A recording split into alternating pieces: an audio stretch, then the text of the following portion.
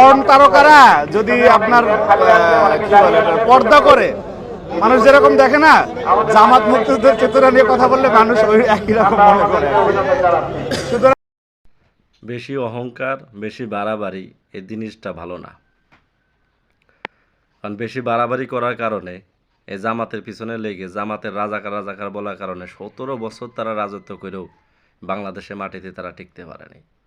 তাদের বিদায় হয়ে গেছে, তারা অপমানিত হয়ে বিদায় হয়েছে। এখন আবার আপনারা শুরু করছেন,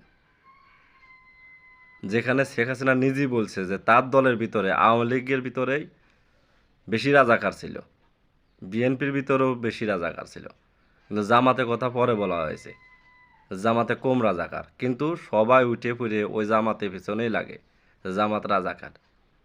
সমস্যা কি? সমস্যা কি? তারা ইসলাম ভিত্তিক রাজনীতি করে, তাদের দাড়ি টুপি আছে, এই কারণে যে তারা তো প্রতিবাদ করতেছে না।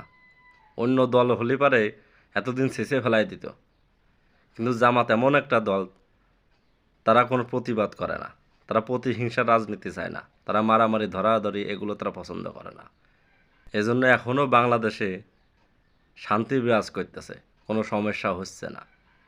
তাই জন্য বেশি বাড়াবাড়ি করবেন না, অহংকার করবেন না, তাহলে কিন্তু পূর্বের ঘটনার মতো ঘটনা ঘটে যাবে আবার। বাড়াবাড়ির ফল ভালো হয় না।